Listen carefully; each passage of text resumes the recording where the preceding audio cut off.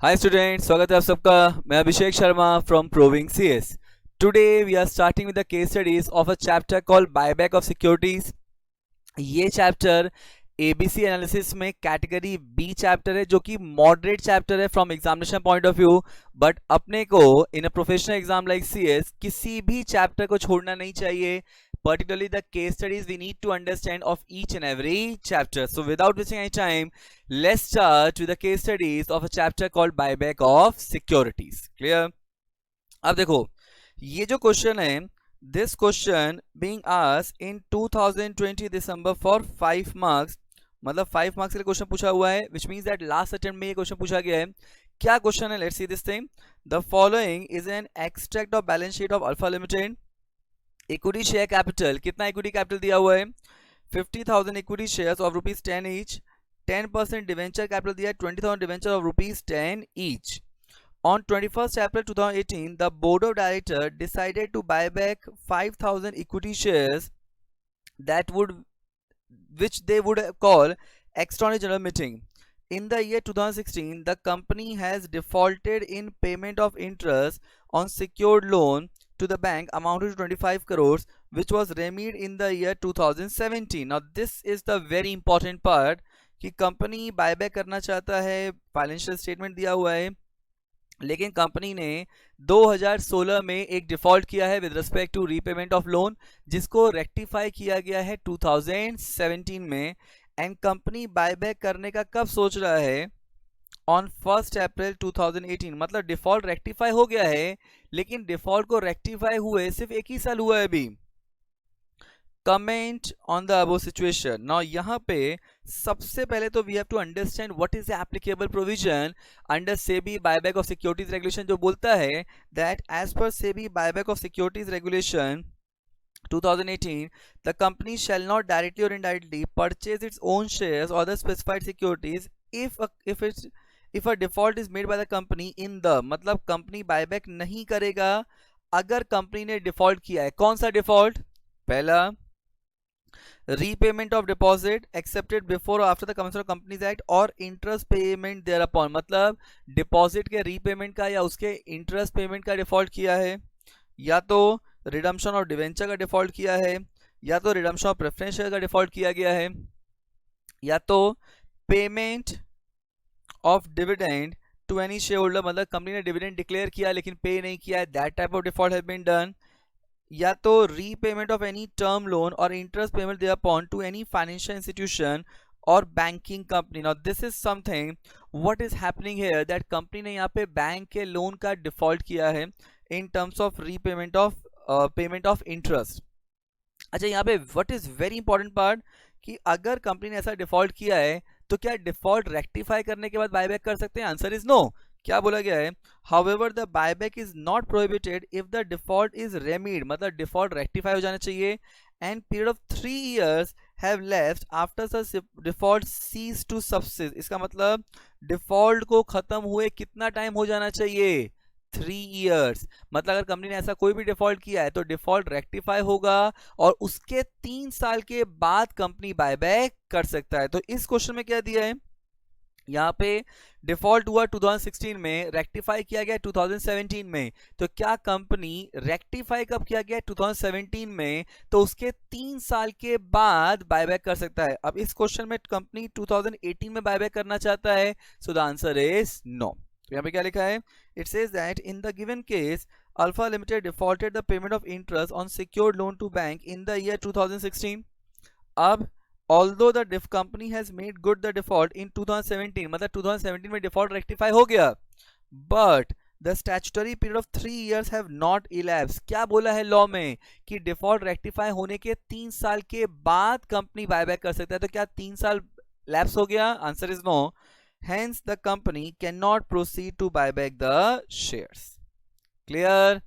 Very simple question. अगर अपने को ये पार्ट याद है कि 3 साल डिफॉल्ट रेक्टिफाई होने के बाद ही कंपनी बायबैक कर सकता है, if we know this provision then we can solve this question very easily. Next question देखते हैं। नाउ ये क्वेश्चन 2019 में दिसंबर में आया था। नाउ क्वेश्चन क्या दिया है? Technogro limited approve buyback proposal of 2 lakh equity share capital, मतलब यहाँ पे कितने का बायबैक हो रहा है, 2 लाख इक्विटी शेयर कैपिटल का, in its board meeting on 25 अप्रैल 2019। मतलब बोर्ड मीटिंग कब हुआ है, 25 अप्रैल 2019 को हुआ है, जिसमें कंपनी ने 2 लाख इक्विटी शेयर्स के बायबैक का प्रपोजल अप्रूव किया है। The record date was fix on 25 June 2019, मतलब रिकॉर्ड डेट कब की फिक्स की गई है, 25 जून की। बोर्ड मीटिंग कब का हुआ, 25 अप्रैल का। The closing price, market price on national stock exchange as on 25th April 2019 and 25th June 2019 being given here respectively, determine the number of equity share which are eligible to be tendered by small shareholder category rounded off to the lowest whole number। अब देखो यहाँ पे क्या सब अपने को calculate करना है कि स्मॉल कितने equity share small share holder category के शेयर होल्डर टेंडर कर सकते हैं। Now understand one thing, small share holder किसको बोलते हैं, स्मॉल शेयर होल्डर वो शेयर होल्डर है जिसके पास, जो कंपनी के equity share holder, he is a shareholder of the company, जिसके पास as on record date market value of shares 2 lakh रुपए से ऊपर नहीं हो सकते। Clear. But the question arise कि क्या यहाँ पे total number of shares held by small share holder दिया है कंपनी में, no, they have just given the company कितने शेयर्स का बायबैक करने का सोच रहा है एंड रिकॉर्ड डेट पे क्या प्राइस है। अब तो यहाँ पे क्या लिखा है, सो सबसे पहले fact of the case present करेंगे। Now fact of the case always present in a very precise manner, point wise present करना है, जितना शॉर्ट हो सकता है मीनिंगफुल उतना शॉर्ट करना है। तो यहाँ पे क्या लिखा है, that Technogro limited approve buyback proposal of 2 lakh equity shares in its board meeting on 25th April 2019. The record date was fixed 25th June 2019. The closing market price on National Stock Exchange as on 25th April and 25th June 19 being given respectively. अब सबसे पहले applicable provision दो चीज याद रखना, पहला small share holder किसको बोलते हैं, दूसरा स्मॉल शेयर होल्डर के लिए लिस्टेड कंपनी में as per SEBI regulation small share holder के लिए certain number of shares reserve किए जाते हैं under the process of buyback. तो यहाँ पे क्या लिखा है, in terms of proviso to regulation 6 of SEBI buyback of securities regulation 2018, 15% of the number of securities which company proposed to buyback, very important कि जितने भी कंपनी बायबैक करने के लिए number of securities propose to buyback है उसका 15%, और number of securities entitle as per their share holding which ever is higher shall be reserve for small share holder.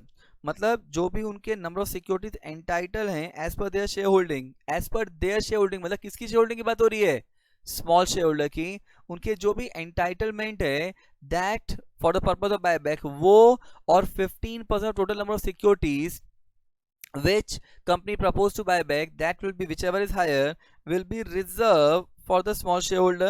That is one thing.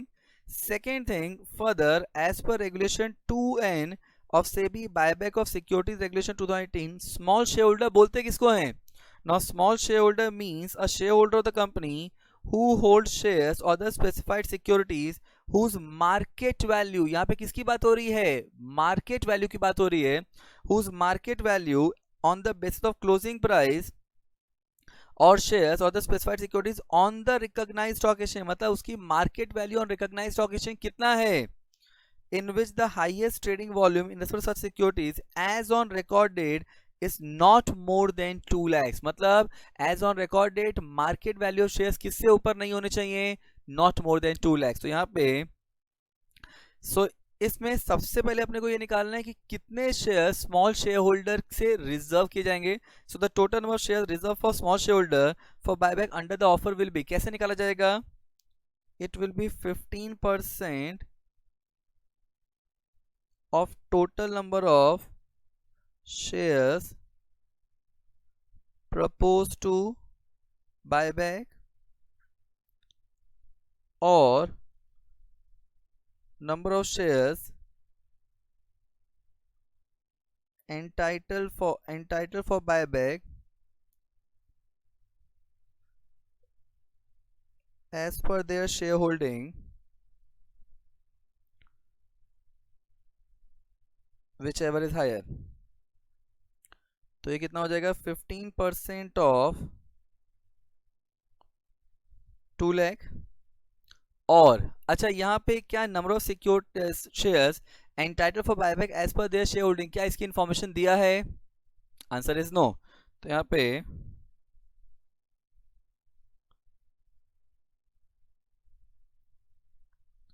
है, मतलब यहाँ पे अपने को 15% ऑफ 2 लाख शेयर्स ही रखना पड़ेगा। तो 15% of 2 lakh is 30,000 shares. So 30,000 shares will be reserved for small shareholder category for the purpose of buyback. That is one thing. Second thing क्या दिया है, that the closing price on record date, देखो यहाँ पे record date देखना है, जिस दिन बोर्ड मीटिंग का अप्रूवल दिया उसका नहीं देखना है। If you read the definition of small shareholder, उनकी market value of shares not more than 2 lakhs होना चाहिए as on record date। तो यहाँ पे record date में record पे closing price कितना है 2514। So number of shares eligible for buyback under small shareholder category will be कितना आएगा, इनका मार्केट प्राइस मैक्सिमम कितना हो सकता है 2 लाख, एंड रिकॉर्ड डेट पे प्राइस क्या है 2514.05। तो 2 lakhs को 2514.05 से डिवाइड करेंगे, then we'll get 79.55 shares।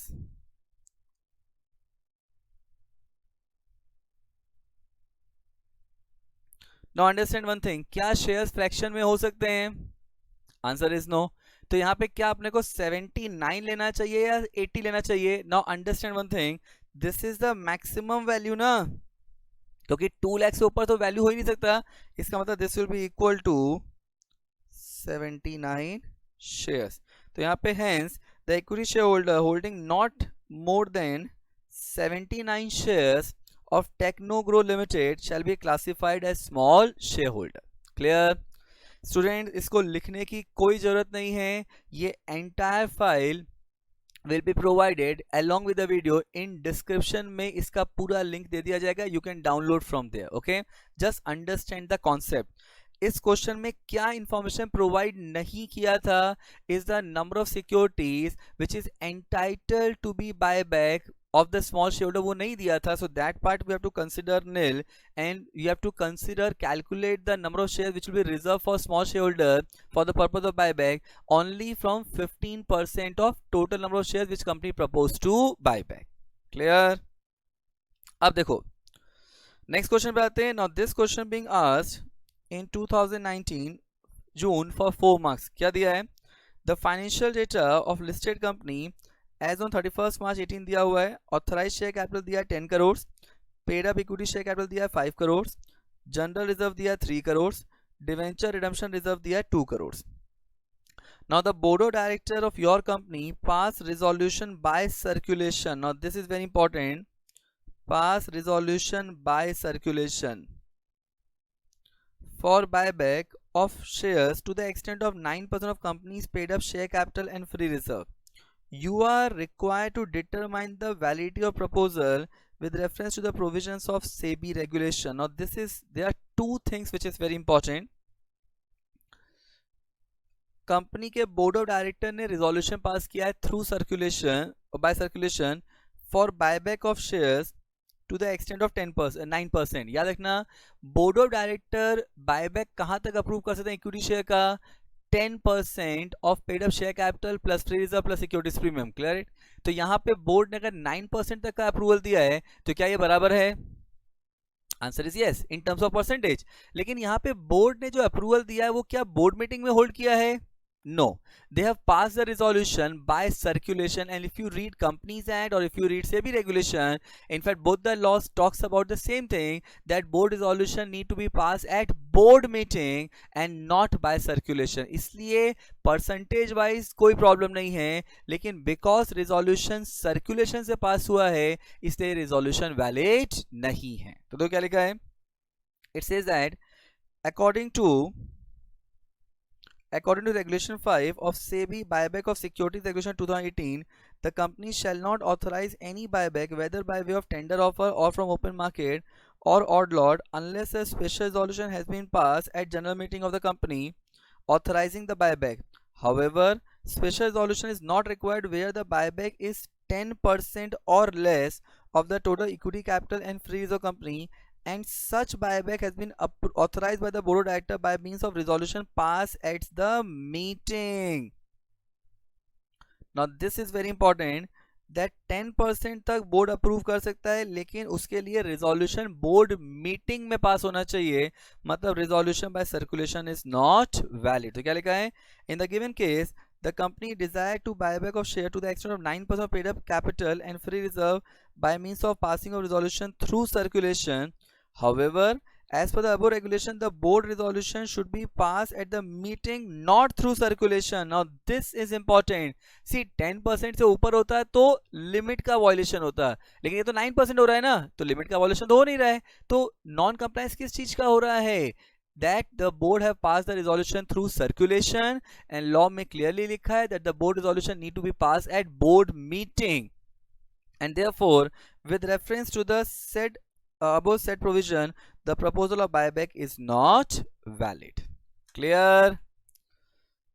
So I hope आपको ये तीनों केस स्टडी समझा होगा, एंड इस केस स्टडी को ध्यान से सुनने के लिए थैंक यू सो मच।